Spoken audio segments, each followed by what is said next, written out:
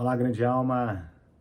Dando aqui continuidade a esse projeto de perguntas e respostas sobre reencarnação, vamos inaugurar agora a 11ª pergunta, creio eu, que é uma pergunta que nos traz uma implicação de ordem prática. E aqui, é claro, não tem o objetivo de esgotar o tema. Mas vamos lá.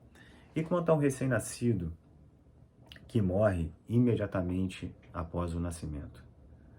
Não teria essa morte, qual a razão de ser dessa morte, explicar esse nascimento inútil? Inútil aqui, já que é para simplesmente nascer e morrer, né? Pois bem, quando a gente passa a estudar realmente em todas as linhas, a gente percebe, como já foi dito, que a reencarnação ela decorre de uma lei, ela é instrumento de uma lei. A reencarnação é instrumento da lei do karma, significação, a lei da causa e efeito, a lei da semeadura é livre, mas a colheita é obrigatória. Então o ego aqui com E maiúsculo, nesse caso que nasce, que vem a ocupar um corpo físico e morre imediatamente após o seu nascimento, ele já é um ego que veio com débitos de existências anteriores. Algumas literaturas nos mostram, por exemplo, que esses débitos que possam justificar esse breve nascimento e essa morte tão precoce de um recém-nascido ali, um bebê que nasceu e ficou 10 minutos vivo e eventualmente a morrer, eles nos apontam algumas possibilidades. A gente não tem como dizer que é isso, mas, por exemplo, uma das possibilidades que eles nos apontam é que em alguma existência vindoura, esse ego, por descuido, e não por criminalidade, mas por descuido, por falta de atenção, ou até mesmo por, enfim, qualquer desses comportamentos, tenha causado a morte de outra pessoa. Por exemplo, sabe essas queimadas, às vezes, que as pessoas colocam? Elas estão colocando a queimada ali para fazer um controle do seu território, da sua pastagem, etc e tal. Imagine então que a pessoa faça essa queimada e inadvertidamente essa queimada tome uma proporção que venha a causar um incêndio na casa de alguém ou venha a causar a morte de alguém por conta desse comportamento, que foi um comportamento em que a pessoa sequer imaginou que podia ter acontecido. Nem passou pela cabeça dela, nunca foi nem a intenção dela, ela nem cogitou isso. Mas de uma forma absolutamente inadvertida, esse fato aconteceu. Invariavelmente, esse ego agora se tornou devedor desse passamento que foi ocasionado pelo seu descuido.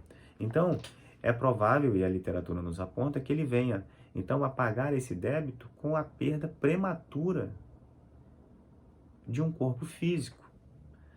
Mas normalmente, né, e aí por isso que justificaria esse nascimento e essa morte precoce do recém-nascido, porque ele precisa, esse ego com E maiúsculo, ele precisa pagar essa morte prematura, ele precisa pagar esse fato por ele causado por descuido com uma morte prematura, com a perda desse corpo de uma forma prematura.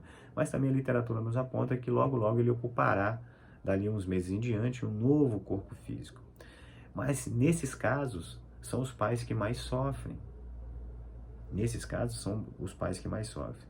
E por quê? Porque não há nenhum desequilíbrio na lei da ação e reação. A lei da ação e reação, a lei do karma e a reencarnação, ela não funciona só para ensinar uma pessoa.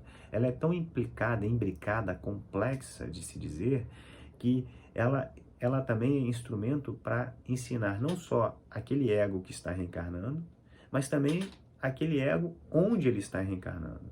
E nesses casos de morte prematura de um recém-nascido, quem mais sofre são os pais. Provavelmente também aqui, só dando uma das infinitas possibilidades sobre o tema, os pais podem ter sido nas vidas anteriores,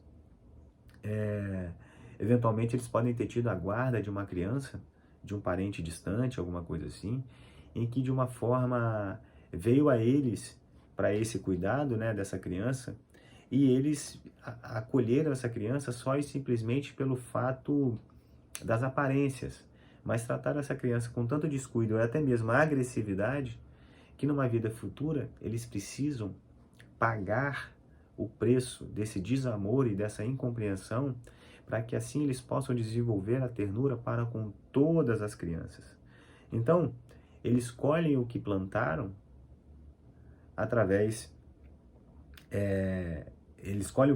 ou seja, eles precisam saldar esse débito de falta de amor através da perda de um filho tão querido, de uma forma tão breve assim, a fim de que eles possam desenvolver para com todas as crianças esse cuidado, esse zelo e esse amor. Talvez você possa estar se perguntando, nossa, mas isso é extremamente injusto. Você só pensa isso se você imaginar que quem faz essas escolhas é um Deus que existe em outro lugar.